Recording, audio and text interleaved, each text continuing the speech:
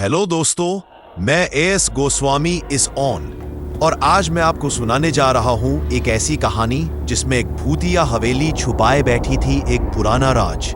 लेकिन अंत में वही भूत किसी की जिंदगी बदल देता है। साल 1999 उत्तराखंड के एक पहाड़ी गांव में एक पुरानी हवेली थी, ठाकुर हवेली।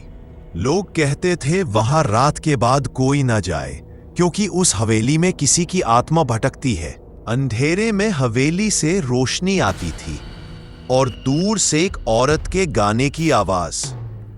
गांव वालों का मानना था कि ठाकुर की बेटी राजेश्वरी की आत्मा उस हवेली में फंसी है। कहानी की नायिका है स्नेहा, जो एक पत्रकार थी। वो इन कहानियों की सच्चाई जानना चाहती थी, इसलिए अकेले उस हवेली में रात बिताने का फैसला लिया।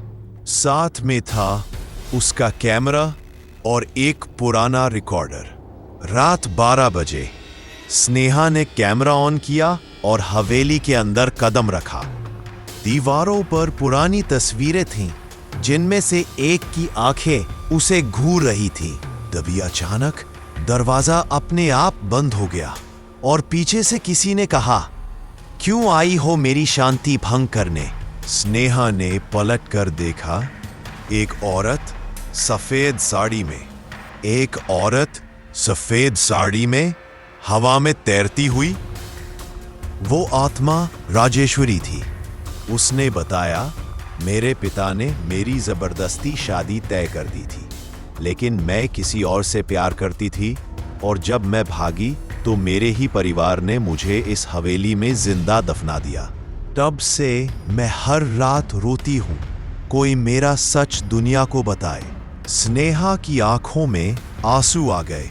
उसने राजेश्वरी की कहानी रिकॉर्ड की और वादा किया कि वो इसे सबके सामने लाएगी। राजेश्वरी मुस्कुराई और बोली, अब मेरा बदला नहीं, सुकून चाहिए। धीरे धीरे उसकी आत्मा रोशनी में बदल गई और हवेली की दीवारों पर लगा अंधेरा मिट गया। अगले दिन स्नेहा ने न्यूज़ चैनल पर ठाकुर हवेली का रहस्य नाम से रिपोर्ट चलाई। लोगों ने पहली बार जाना कि आत्मा भी कभी सिर्फ इंसाफ चाहती है, डर नहीं। हवेली अब एक पुस्तकालय बन चुकी है और स्नेहा को राष्ट्रीय पुरस्कार मिला, सच की खोज के लिए। तो दोस्तों, ये थी एक आत्मा की सच्ची मोहब्बत और इंसाफ की कहानी। अगर आपको ये कहानी पसंद आई हो तो लाइक, शेयर और सब्सक्राइब जरूर करें।